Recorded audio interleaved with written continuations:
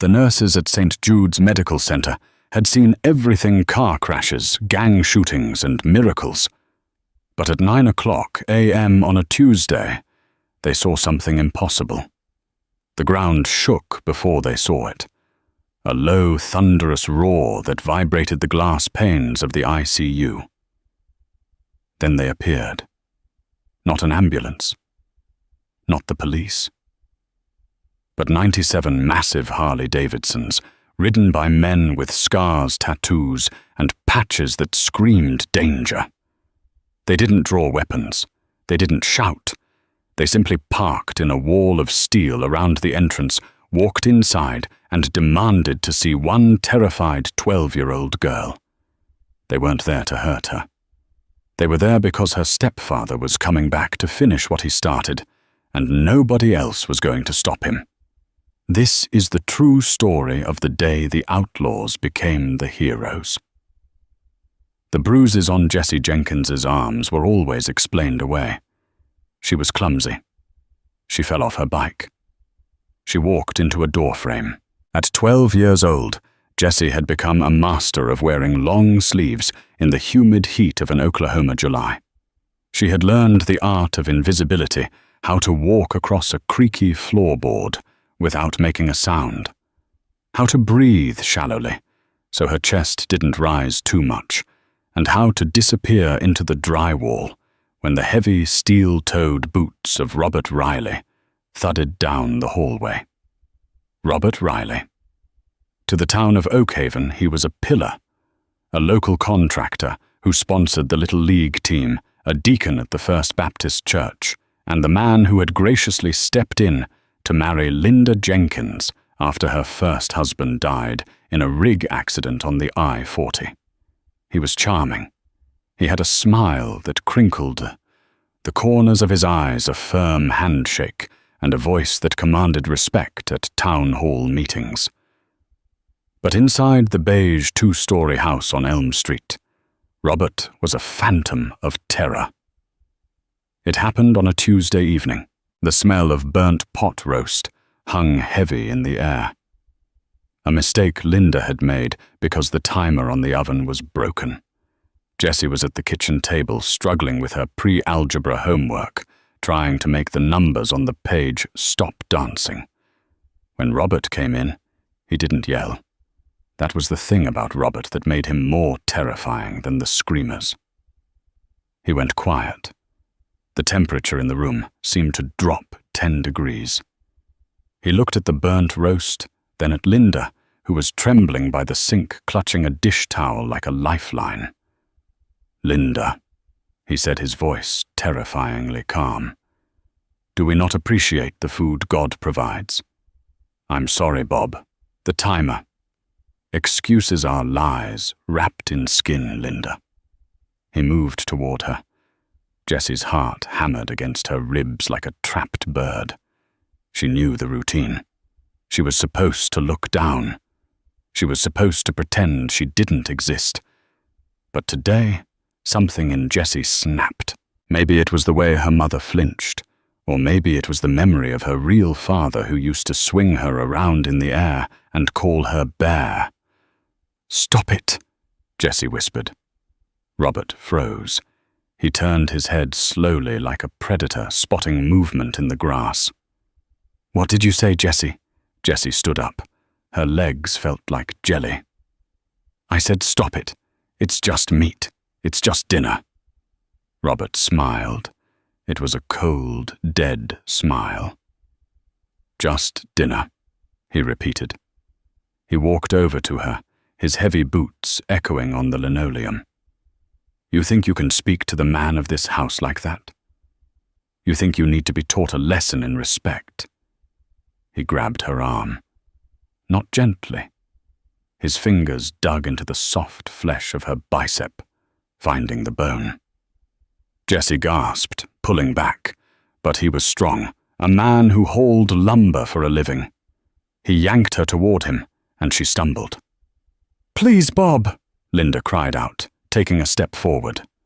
"Stay back, Linda!" He roared, the calm facade finally cracking. He shoved Jessie. It wasn't just a push, It was a violent throw. Jessie flew backward. Her socks slipped on the polished floor. She didn't have time to scream before her body hit the edge of the granite kitchen island. A sickening crack echoed through the kitchen, the sound of a dry branch snapping in winter. Pain, white-hot and blinding, exploded in her right side. She crumpled to the floor, gasping for air that wouldn't come. Her arm was bent at an angle that arms weren't supposed to bend. "Get up!" Robert hissed, though his eyes widened slightly as he saw the unnatural twist of her wrist. "Stop crying. Get up." Jessie couldn't get up. The world was tilting grey and black. Through the ringing in her ears, she heard her mother screaming a sound of pure, unfiltered anguish. "We have to take her to the hospital," Linda shrieked, dropping to her knees beside her daughter. Robert looked at the girl, then at the window, checking to see if the neighbors were watching. The mask of the respectable deacon slid back into place. "Fine," he spat. "Get the car. And listen to me, Jessie." He leaned down, his face inches from hers, his breath smelling of peppermint and stale coffee. "You fell down the stairs. You were running in socks, and you slipped. Do you understand me? If you say anything else, if you say one word, Mummy goes next, and Mummy won't wake up." Jessie nodded, tears streaming down her face, sealing her fate with a silent promise. St. Jude's Medical Center was understaffed, overworked, and smelled perpetually of bleach and day-old coffee. Mary Patterson, the head nurse of the pediatric ward, had been working there for 22 years. She had a face carved from granite and a heart that she kept hidden behind a wall of professional detachment. You couldn't survive 20 years in pediatrics if you cried over every broken child. But when they wheeled Jessie Jenkins in, Mary felt the hair on the back of her neck stand up. "Fell down the stairs," Robert Riley told the triage nurse, his hand resting protectively, too protectively, on his weeping wife's shoulder. "She's clumsy, always running around in socks. I've told her 1,000 times." Dr. Hansen, a young resident who looked like he hadn't slept in 3 days, was examining the x-rays. "Spiral fracture of the radius," he muttered, "and 2 cracked ribs." Mary stood in the corner of the examination room watching. She wasn't looking at the x-rays. She was looking at Jessie. The girl was small for 12, pale. But it was her eyes that told the story. When a child falls down the stairs, they look to their parents for comfort. They reach out for a hand to hold. Jessie didn't. She lay on the gurney, staring at a water stain on the ceiling tile, her body rigid. Every time Robert shifted his weight or cleared his throat, Jessie flinched. A microscopic, involuntary twitch. Mary knew that twitch. It was the universal language of the hunted. "Mrs. Riley," Mary said, stepping forward, her voice soft but authoritative. "Why don't you come with me to fill out the insurance paperwork?" "Let the doctor work." Linda looked at Robert, seeking permission. That's strike 2, Mary thought. "Go on, honey," Robert said, giving Linda's shoulder a squeeze that looked more like a grip. Mary led Linda into the hallway. The fluorescent lights hummed overhead. Mary handed Linda a clipboard, but didn't let go of it immediately. "She didn't fall down the stairs, did she?" Mary asked. She didn't whisper. She didn't beat around the bush. Linda's head snapped up, her eyes wide with terror. "Of course she did. We saw it." "Linda," Mary said, lowering her voice. "I see 3 of these a week. I know what a stair fall looks like. The bruising pattern is wrong. The spiral fracture comes from a twist, a torque. Someone grabbed her." "No," Linda whispered, her hands shaking so hard the clipboard rattled against the desk. "You don't understand. You don't know who he is. He knows the chief of police. He knows the judge. If I say anything, he'll kill us. He told her he'd kill me." Mary felt a cold stone settle in her stomach. It was worse than she thought. This wasn't just domestic abuse. It was a hostage situation, disguised as a family. "We can protect you," Mary said, though she knew it was a lie. The system was broken. CPS would take 24 hours to investigate. The police would come, take a statement, and Robert would charm them. He'd be back in the house tonight. "You can't," Linda sobbed silently, tears tracking through her foundation. "Nobody can." Suddenly the door to the trauma room opened. Robert stepped out. He looked at Mary, his eyes narrowing. He sensed the conversation. The predator instinct was tingling. "Is everything all right here?" he asked, his voice smooth as oil. "Just insurance questions, Mr. Riley." Mary said, her face a mask of boredom. "Good. We're leaving as soon as the cast is on. I don't like hospitals. Too many germs." "She needs to stay for observation," Mary lied. "The concussion protocol." "She didn't hit her head," Robert said sharply. "She's dizzy. It's mandatory," Mary countered, crossing her arms. Robert stared at her. It was a battle of wills. He blinked first, but his smile was terrifying. "Fine. One night. I'll be back first thing in the morning to pick her up. And I expect her ready." He grabbed Linda's arm. "Come on, Linda. Let's get some coffee." As they walked away, Mary watched them go. She knew that if Jessie left this hospital tomorrow morning, she might never come back. Or if she did, it would be in a body bag. Mary walked back into the room. Jessie was lying there, her arm now in a blue fiberglass cast. She looked so small. "Jessie," Mary said gently. Jessie didn't look at her. "I fell down the stairs." "I know you didn't," Mary said. She checked the hallway to make sure it was empty. Then she did something that could cost her her license. She pulled out her personal cell phone. She had a past. Before she was a nurse, before she wore scrubs and clogs, Mary Patterson had been Mary the Shiv Patterson. She had run with a crowd that most people crossed the street to avoid. She had left that life behind, but she hadn't burned the bridges. She scrolled through her contacts until she found a name she hadn't dialed in 10 years. "Big Mike." She pressed call. It rang once, twice, ooh. A voice like gravel in a blender answered. "This better be good, Mary. I'm in the middle of a pool game." "It's not good, Mike," Mary said, her voice trembling for the first time that day. "It's bad. I've got a little girl here, 12 years old. Broken arm, broken ribs. Stepfather did it." "Call the cops," Mike grunted. "He owns the cops, Mike. He's one of those pillar of the community types. He's taking her home tomorrow morning. If he takes her, she's dead. I can see it in his eyes." There was a silence on the other end of the line. A long, heavy silence. Then the sound of a pool cue being set down on a table. "What's her name?" Mike asked. "Jessie." "Jessie," Mike repeated.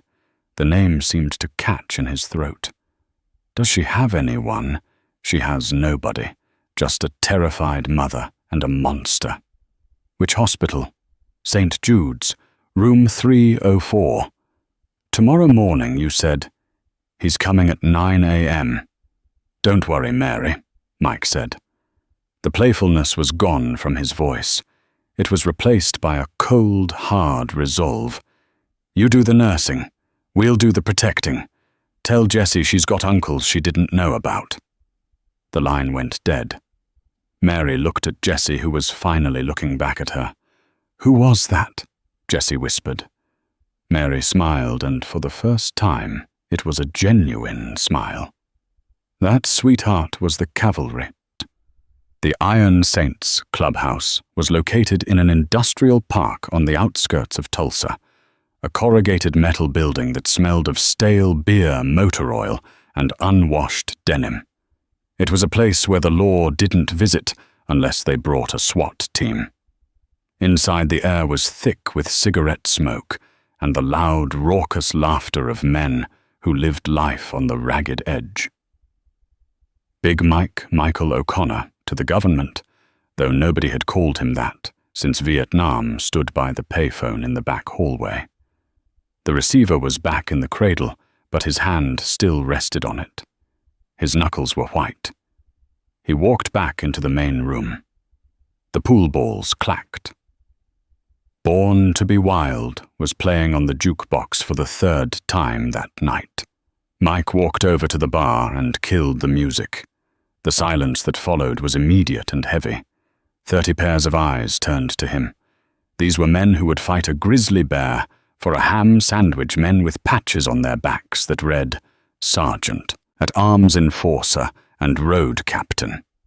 "Listen up," Mike rumbled. His voice wasn't loud, but it carried to the back corners of the room. "We got a situation." "Cops?" asked a man named Arthur Tiny Riley, no relation to Robert, a 6'7" giant with a beard that reached his belt buckle. "Worse," Mike said. "Family business." A murmur of confusion went through the room. The Saints didn't do domestic disputes. They ran protection. They moved goods. They drank. They didn't get involved in household drama. Mike climbed onto a sturdy oak table so he could look them all in the eye. "Mary Patterson called me. You remember Mary? The one who stitched up Spider in the back of a van in '98 when he took that knife to the gut." A murmur of assent.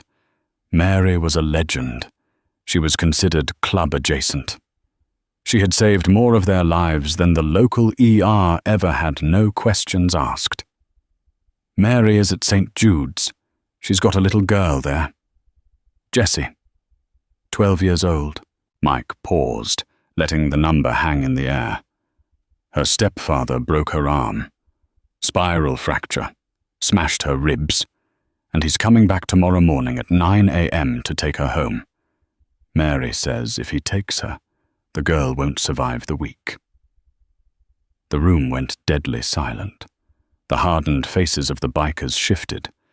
These were men who existed outside the polite boundaries of society, but they operated on a code. A twisted, violent code, perhaps, but a code nonetheless. And rule number 1 was you don't touch kids. "What do you need, Mike?" asked James Doc Henderson, a former field medic who now rode a customized Softail. "I promised Mary the cavalry," Mike said. "I intend to deliver. We're going to St. Jude's. We're going to sit in that waiting room. We're going to line the halls. And when that piece of trash shows up to take her, he's going to have to walk through a wall of leather and steel to get to her. We can't just beat a civilian to death in a hospital, Mike," said Spider. Real name David, the club's treasurer, always the pragmatist. "The heat would be insane. We'd all do time." Mike smiled, a grim baring of teeth. "Who said anything about beating him?" "We're just visiting. We're concerned citizens. We're uncles. Lots of uncles.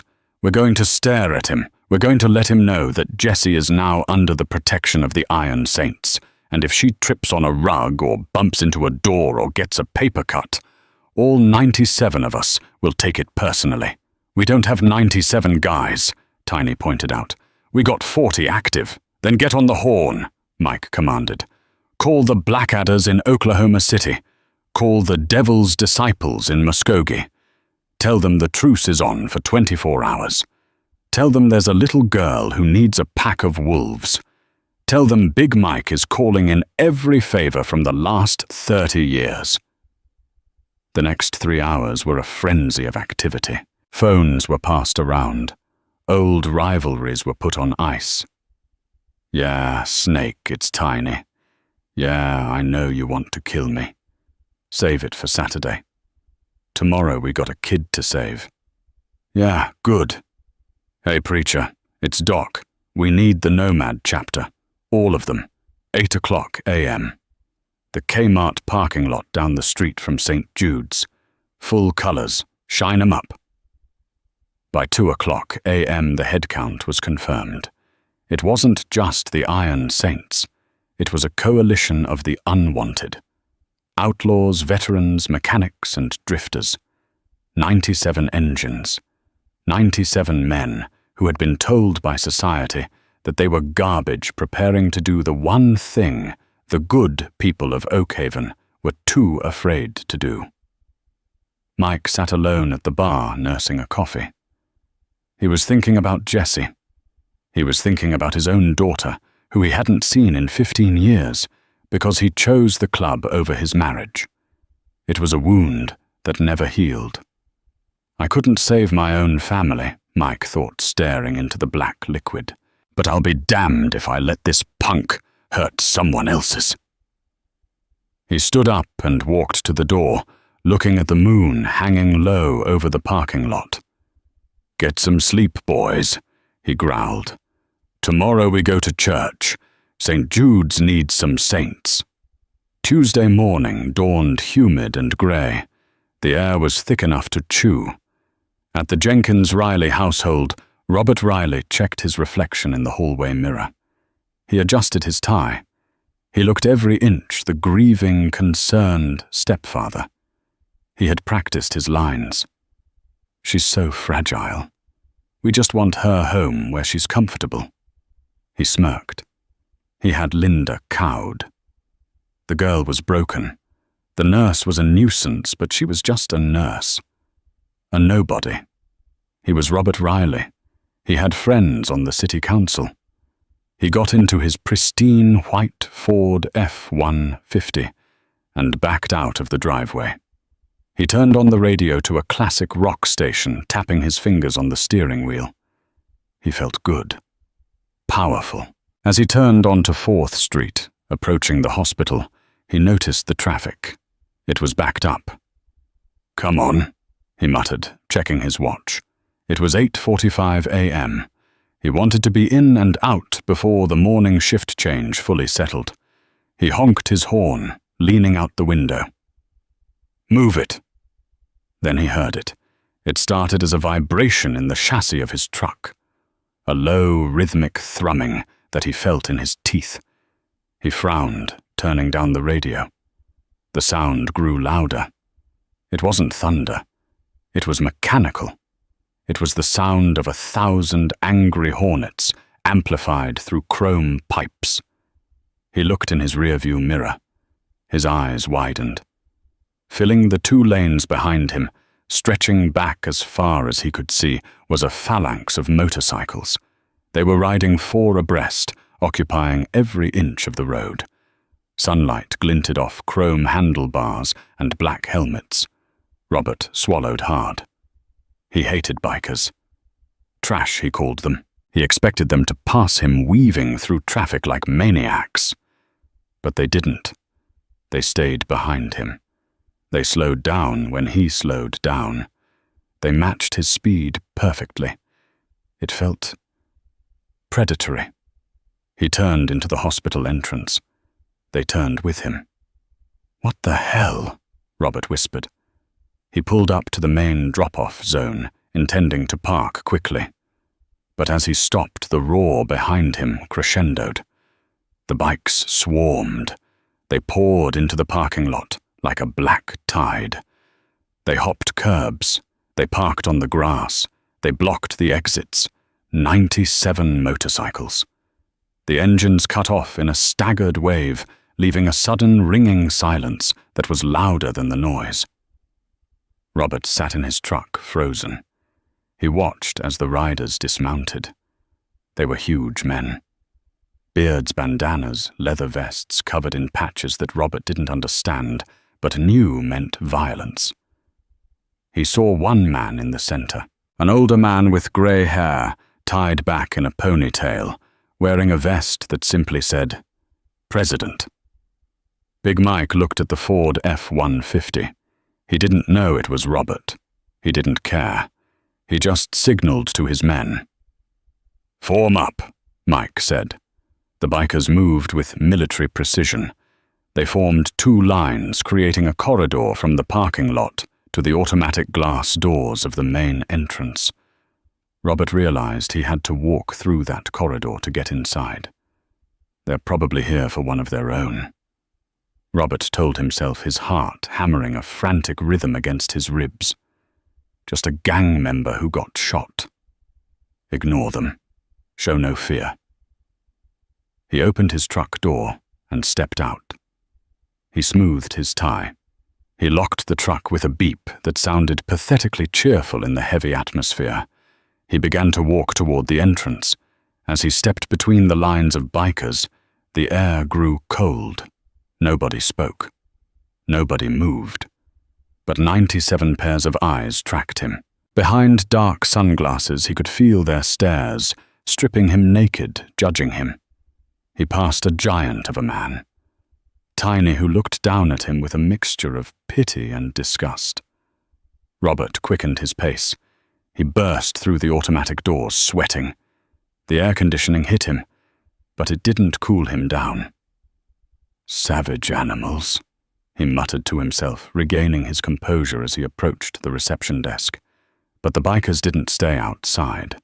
The automatic doors slid open again, and they stayed open. Big Mike walked in first, then Doc, then Spider, then Tiny. They didn't stop at the reception desk.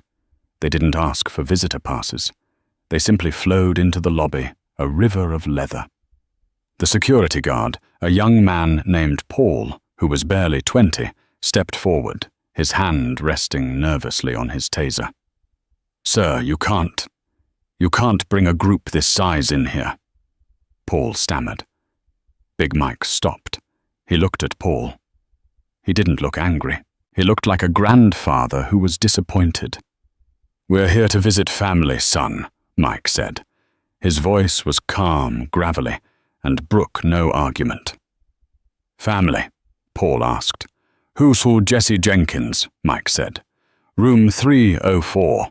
We're her uncles." Paul looked at the army of men behind Mike. He looked at the reception nurse, who was staring with her mouth open. He made a quick calculation. He was paid $12 an hour. This was not a $12 an hour problem. "Third floor," Paul squeaked. "Elevators are to the left." "Thanks," Mike said. He winked at the receptionist. "Nice flowers, ma'am." Robert Riley was already at the elevators. He jabbed the button repeatedly. "Come on, come on." The doors opened, and he scrambled inside. Just as the doors were closing, a leather boot jammed in the gap. The doors bounced back open. Big Mike stepped in, then Doc, then Tiny. The elevator was suddenly very small and very full. Robert was pressed into the corner, his expensive cologne battling the scent of road dust and old tobacco. He clutched his briefcase to his chest. The elevator ride was silent. Agonizingly silent.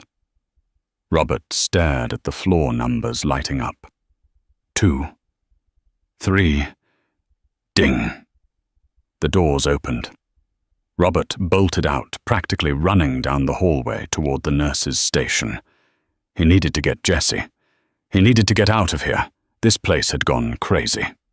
He reached the station where Mary Patterson was sitting, calmly charting a file. "I'm here for Jessie," Robert demanded, his voice cracking. "Discharge papers, now!" Mary looked up. She didn't look afraid anymore. She looked smug. "Mr. Riley," she said pleasantly, "you're right on time. We're just finishing up her vitals." "I don't care. Get her coat. We are leaving." Actually, a deep voice rumbled from directly behind Robert's left ear. "We were hoping to have a word before you go." Robert spun around. The hallway of the pediatric ward was full. The bikers had taken the stairs, the freight elevators, every route. They lined the walls, shoulder to shoulder, arms crossed. It was a tunnel of judgment. And standing right in front of him was Big Mike. "Who are you?" Robert demanded, trying to summon his deacon voice, the voice that commanded town hall meetings. "Get out of my way. I am a respected member of this community." "We know who you are, Bob," Mike said softly. He used the diminutive, stripping Robert of his dignity. "Mary told us all about you." Robert's face went pale. He looked at Mary. You told these thugs. You violated patient confidentiality. I'll sue this hospital. I'll have your license."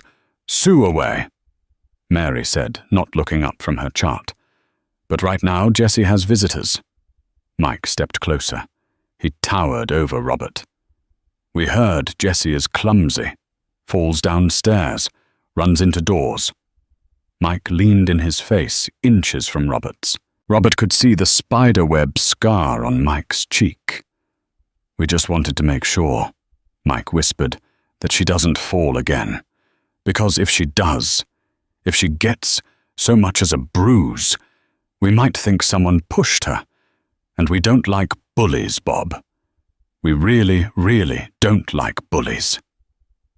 The door to room 304 opened. Jessie stood there. She was wearing her hospital gown, her arm in the blue cast. She looked at Robert, her eyes wide with fear. Then she looked past him. She saw the hallway. She saw the bearded giants. She saw the leather and the denim. She saw Big Mike. Mike's face softened. The hardness vanished. He dropped to one knee, ignoring the pop of his bad knee. He was now eye level with the 12-year-old girl.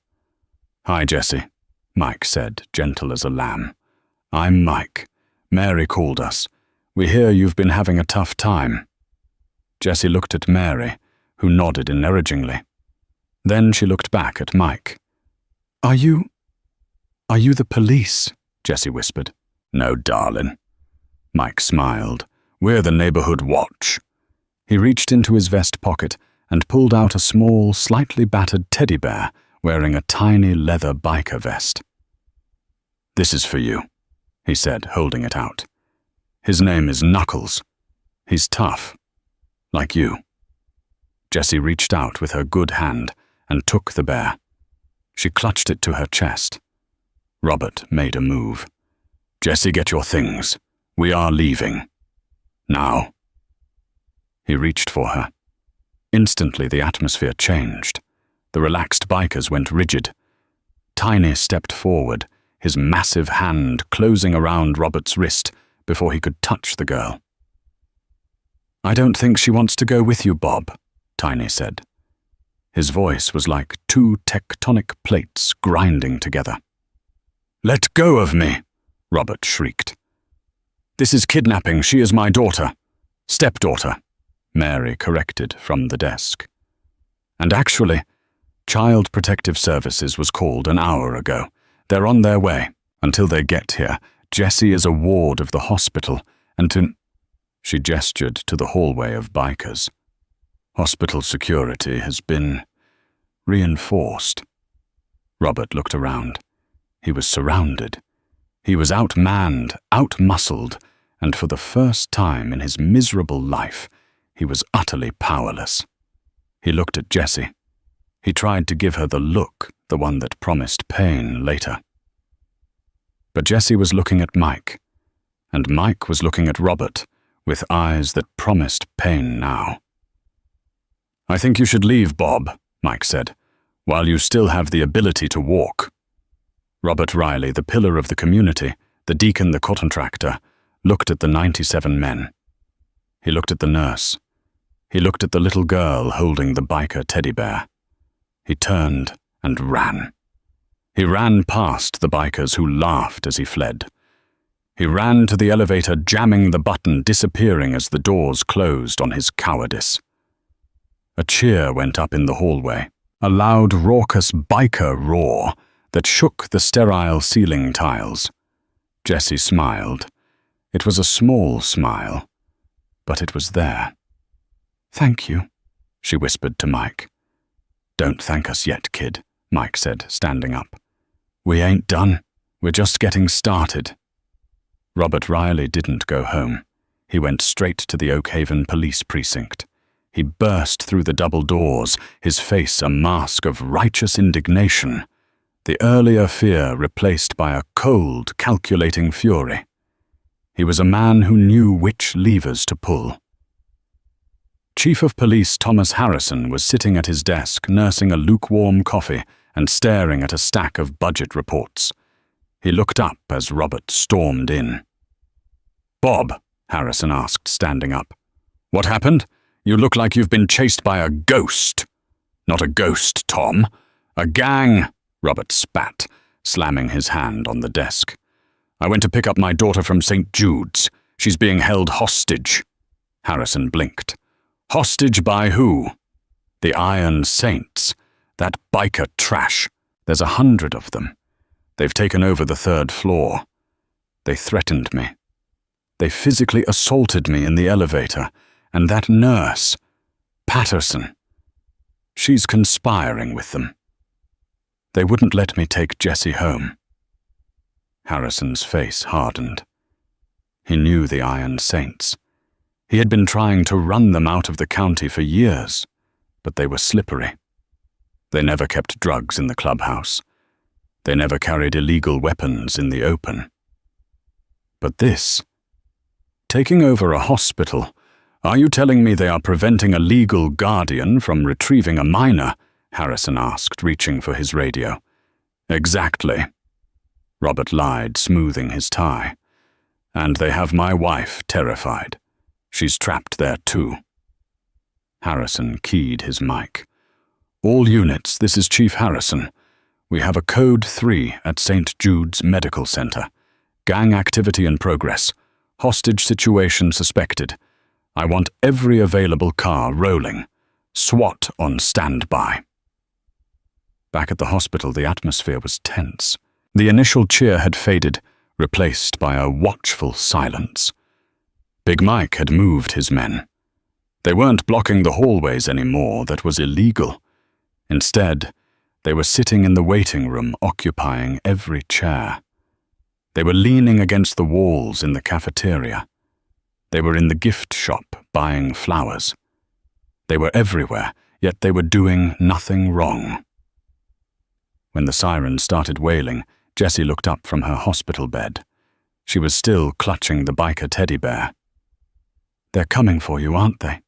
she whispered to Big Mike, who was sitting in the chair next to her bed, reading a copy of Field and Stream. "Let 'em come," Mike said, not looking up. "We paid for parking." The doors to the ward burst open. Chief Harrison marched in, flanked by 6 uniformed officers with hands on their holsters. Robert Riley trailed behind them like a shadow, a smug smile plastered on his face. "All right, party's over," Harrison barked. "I want this floor cleared immediately. Anyone not family or staff is leaving, or they're going out in cuffs for trespassing and disturbing the peace." He looked at Big Mike. "That starts with you, O'Connor." Mike closed his magazine slowly. He stood up. He was 3 inches taller than the chief. "Afternoon, Tom," Mike said pleasantly. "Trespassing." "It's a public hospital. Visiting hours are 9 to 5. We're visitors." "You're a public nuisance," Harrison snapped. "Mr. Riley here says you threatened him." "Mr. Riley says a lot of things," Mike said, his eyes flicking to Robert. "Mr. Riley says his stepdaughter fell down the stairs, but the x-rays say someone twisted her arm until it snapped." Harrison paused. He looked at Robert. Robert didn't flinch. "He's lying, Tom. Look at them. Who are you going to believe, a deacon of the church or a career criminal?" Harrison looked back at Mike. "I don't care about x-rays. That's for CPS to decide. Right now I have a father who wants his daughter. Step aside, O'Connor." "No," said a voice from the doorway. It wasn't a biker. It was Dr. Hanson, the young resident. He looked terrified, but he stepped forward, his white coat shaking slightly. "This patient is under my care," Dr. Hansen said, his voice cracking before finding its strength. "She has not been discharged. Her vitals are unstable." "Unstable?" Robert scoffed. "She was fine an hour ago." "Stress." Dr. Hansen improvised. "Her heart rate is elevated. If you move her, you could cause a cardiac event. As her physician, I am barring her release. If you force her out, Chief Harrison, I will file a formal complaint with the State Medical Board against you for endangering a patient." Silence stretched in the room. This was the twist Robert hadn't expected. The bikers he could handle. The police he could manipulate. But a doctor citing medical necessity, that was paperwork. That was liability. Harrison glared at the doctor, then at Mike. He saw the trap. If he dragged the girl out and she got hurt, his career was over. "Fine," Harrison growled. "She stays until she's medically cleared. But you," he pointed a finger at Mike, "and your circus act, you're out, now, or I arrest every single one of you for loitering." Mike smiled. "We were just leaving, Tom. We got things to do. Places to be." Mike turned to Jesse. He winked. "We'll be around, kid. You rest up." He whistled sharply. "Saints, mount up. We're burning daylight." The bikers rose in unison. The sound of 40 leather jackets creaking at once filled the room. They filed past the police officers, staring them down. Not a word was spoken, but the message was clear. "We aren't leaving. We're just moving." As they walked out, Robert Riley let out a breath he didn't know he was holding. He had won. The bikers were gone. The police were here. "I'll be back in the morning," Robert told the doctor, his voice dripping with venom. "And she better be stable by then." He turned to leave, feeling the chief's hand on his shoulder. "You better be telling me the truth about those stairs, Bob," Harrison muttered. "Because if that girl talks to a social worker and her story matches those bikers, I can't help you." "She won't talk," Robert said confidently. "She knows better." But as Robert walked out to his truck, he realized the bikers hadn't left. They weren't in the hospital. They were on the street, lining the sidewalk, sitting on their bikes, watching. As Robert drove away, one bike pulled out, then another, then 10. They weren't following him this time. They were escorting him. The convoy that followed Robert Riley home was silent and terrifying. They didn't rev their engines. They didn't honk. They simply rode in a long, dark line behind his white truck. When Robert turned onto Elm Street, the manicured suburban paradise where he was king, the bikers turned with him. He pulled into his driveway, his hands shaking so hard he could barely put the truck in park. He scrambled out and ran to his front door, fumbling with his keys. He got inside and slammed the door, locking the deadbolt. He peered through the peephole. They didn't leave. Big Mike parked his Harley right in front of Robert's mailbox. Tiny parked behind him. Spider parked on the curb. Within 5 minutes, Elm Street was lined with motorcycles. They didn't come onto his property. They stayed on the public street. They turned off their engines. They kicked down their kickstands, and then they just stood there. 40 men, arms crossed, leaning against their bikes, staring at the house.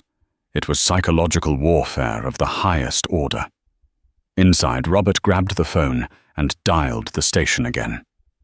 "Tom, they followed me. They're outside my house." "Are they on your property?" Harrison asked, sounding exhausted. "No, but they're on the street. They're staring at me." "Is it a public street, Bob?" "Yes, but are they making noise? Are they threatening you?" Their existence is a threat. Bob, unless they step on your lawn or throw a brick, I can't do anything. It's a free country. They can park on a public road." Robert slammed the phone down. He went to the window and peeked through the blinds. Big Mike was eating a sandwich. He looked up, saw the blinds move, and waved. A slow, mocking wave. Robert poured himself a whiskey. His hand trembled. He was trapped in his own fortress. Then the neighbors started coming out. Mrs. Higgins from next door came out to water her petunias, staring open-mouthed at the biker gang. Mr. Henderson across the street stopped mowing his lawn. Robert watched in horror as Tiny walked over to Mrs. Higgins. Robert expected violence. He expected Tiny to yell. Instead, Tiny took off his sunglasses. He bent down and picked up a garden gnome that had fallen over. He set it upright. He said something to Mrs. Higgins. Mrs. Higgins laughed. She laughed. Then she pointed at Robert's house. Tiny nodded solemnly. The narrative was shifting. Robert could feel it. The town had always feared him, respected him because they had to, but now the monsters were outside, and they were being polite. The sun began to set. The bikers didn't move. At 8:00 p.m. a car pulled up. It was Linda's sedan. She had left the hospital to get clothes for Jessie. She hadn't expected this. She slowed down, seeing the wall of bikers. She looked terrified. Big Mike stepped into the street and held up a hand. Linda stopped. Mike walked over to the driver's side window. Robert watched from the living room, his heart pounding. Here it comes. They're going to hurt her. He saw Mike lean down. He saw Mike speak to Linda. He saw Linda listen. Then he saw Linda nod. She didn't look scared anymore. She looked determined. Mike signaled to his men. The wall of bikers parted, creating a path for Linda to pull into the driveway. Linda got out of the car. She walked to the front door. Robert unlocked it, pulling her inside. "What did they say to you?" he hissed, grabbing her arm. "Did they threaten you?" Linda pulled her arm away. It was the first time in 10 years she had pulled away. "No," Linda said. Her voice was steady. "He told me that if I wanted to pack a bag for myself, nobody would stop me. He told me that they would make sure I got to the car safely." "You're not going anywhere," Robert snarled. "You're my wife. You stay here." "I'm going to the hospital," Linda said, walking past him to the bedroom. "Jessie needs me." "I forbid it," Robert shouted, following her. "If you walk out that door, don't you dare come back. You hear me? You'll be on the street." Linda stopped packing the suitcase. She looked at the photos on the dresser. Photos of a happy family that never existed. She looked at the bruise on her own arm, hidden under her cardigan. "I know," she said softly. She zipped the bag. "You walk out there, and I'll ruin you." Robert screamed, his face turning purple. "I'll tell everyone you're crazy. I'll take the house. I'll take everything." Linda walked to the front door. Robert moved to block her. He raised his hand, the old reflex kicking in. He was going to hit her. He had to establish control. "Do it," Linda said, staring him in the eye. "Do it right here, in front of the window." Robert froze. He looked out the window. 40 bikers were watching.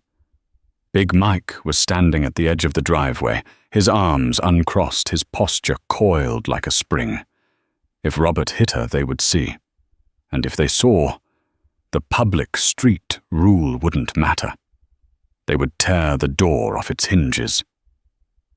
Robert lowered his hand. He was a bully, and bullies are cowards when the odds are even. "Go," he spat. "Get out! You're nothing without me." Linda opened the door. She walked out onto the porch. The moment she stepped out, a sound erupted from the street.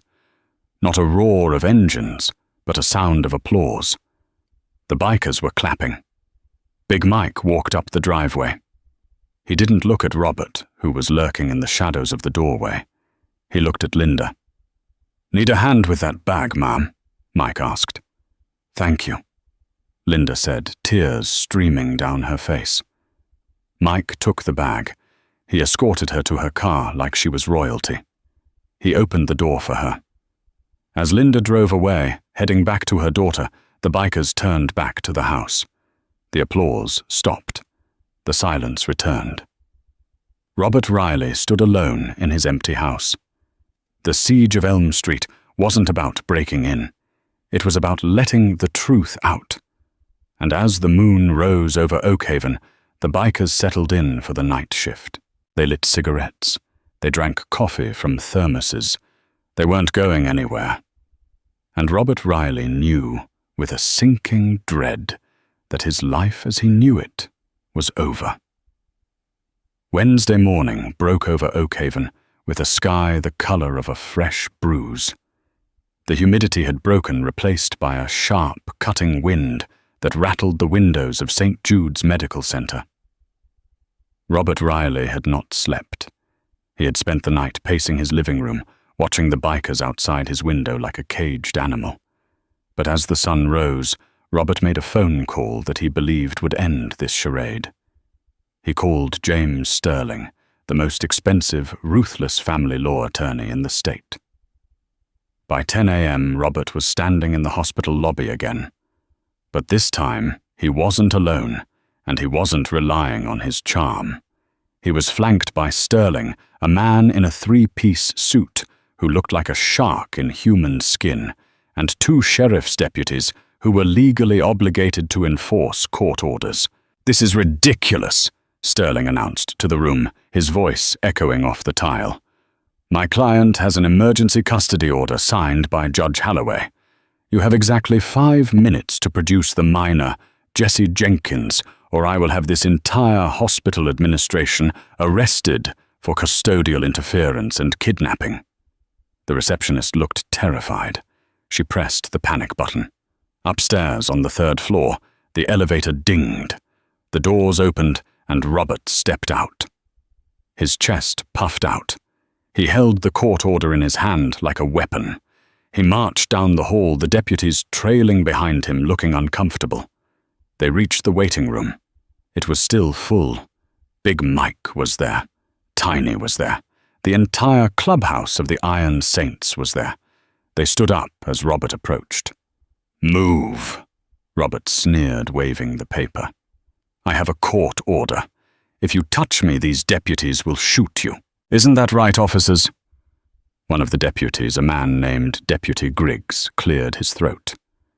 "We're just here to enforce the judge's order, folks. Please step aside. We don't want any trouble." Big Mike looked at the paper. He looked at the deputies. Then he looked at Robert. "Paper burns," Mike said quietly. "So do people who disobey the law," Sterling interjected, stepping forward. "Now get out of the way before I ruin your lives." Mike didn't move. "You can arrest me," Mike said, holding out his hands. "You can arrest Tiny. You can arrest all 97 of us. But it's going to take you a long time to cuff us all. And while you're doing that, nobody is taking that girl." "Arrest him!" Robert screamed, his face turning red. "He is obstructing justice!" Deputy Griggs reached for his handcuffs. "Sir, turn around." It was over. The law had won. Robert grinned. He was going to win. He was going to take Jessie home, and he was going to make sure she never, ever spoke to a biker or a nurse again. "Wait." The voice came from behind the wall of bikers.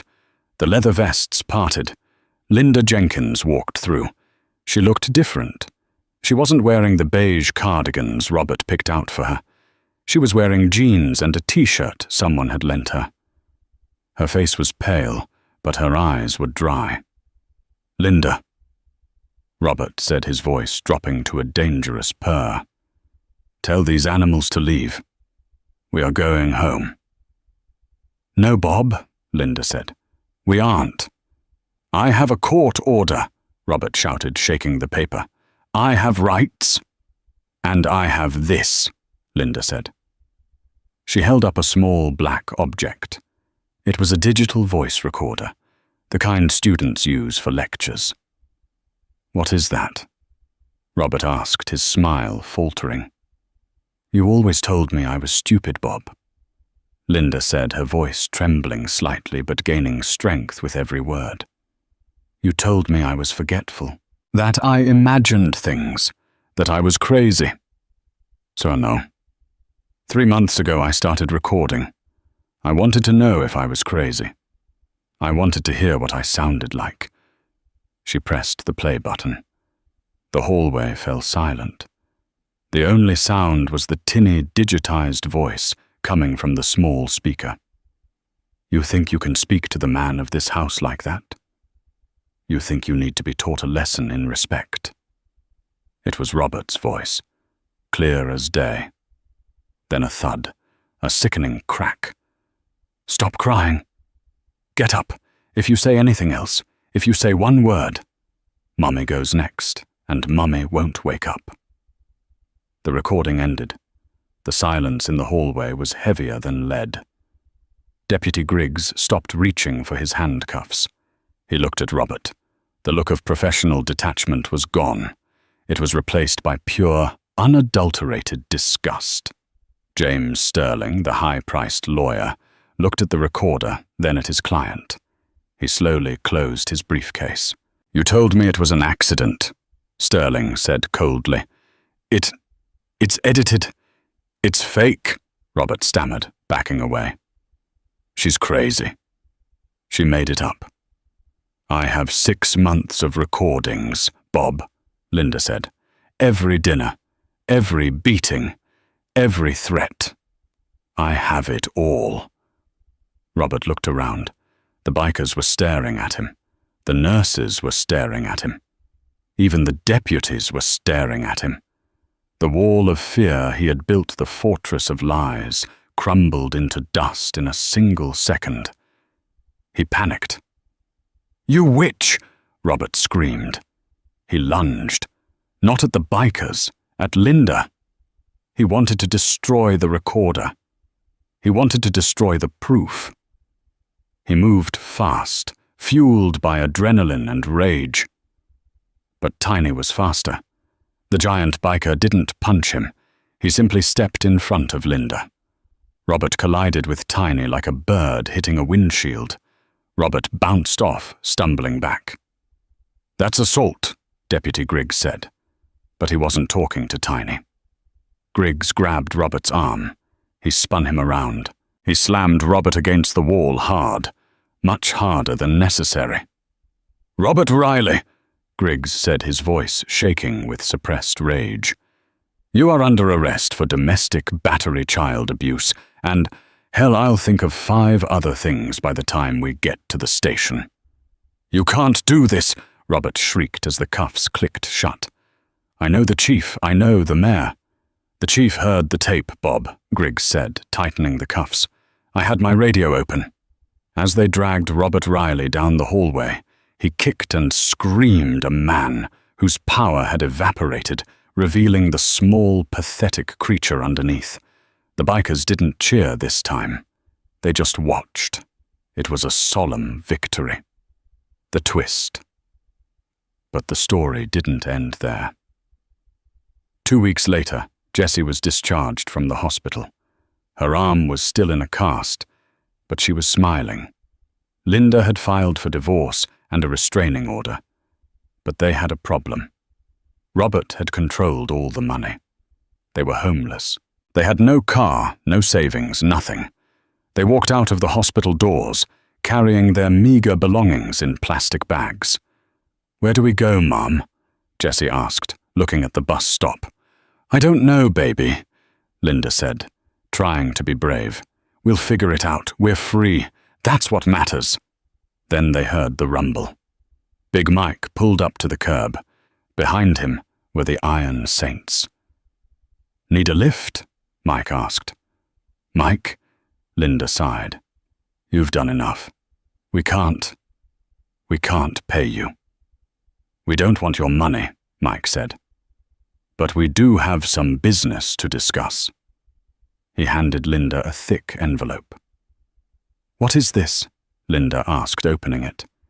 Inside was a deed to a small 2-bedroom house on the other side of town, far away from Elm Street. And a check for $50,000. The boys passed the hat around, Mike said, shrugging. And we called in some favors. The Blackadders chipped in. The Devil's Disciples threw in some cash.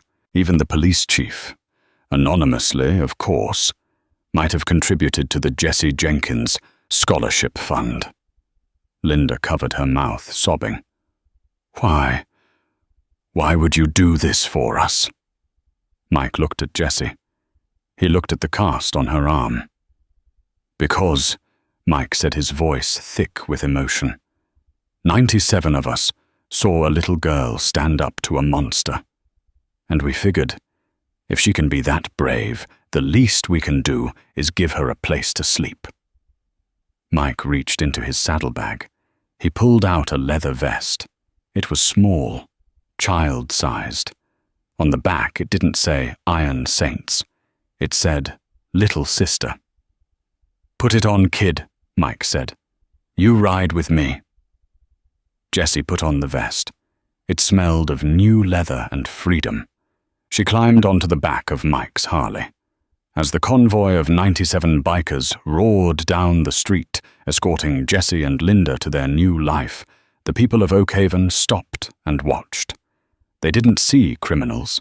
They didn't see outlaws. They saw a family. And Robert Riley. He got 15 years. He sits in a cell today, and every time he hears the distant rumble of a motorcycle engine from the highway, he shivers, because he knows, like everyone else in Oakhaven knows. You don't mess with the Iron Saints, little sister. This story proves that help often comes from the most unexpected places. Robert Riley thought his status, his money, and his reputation made him untouchable. He thought he could silence a child and terrify a mother forever. But he forgot one thing. True strength isn't about how loud you yell or how hard you hit. True strength is standing between the innocent and the monster, no matter the cost. The Iron Saints might have been outlaws to the world, but to Jessie and Linda, they were angels in leather vests. If this story moved you, please hit that like button. It helps us share more incredible, true stories of justice served. And if you believe that every child deserves to be safe, share this video to spread the message. Don't forget to subscribe and turn on notifications so you never miss a story. Thanks for watching and stay safe out there.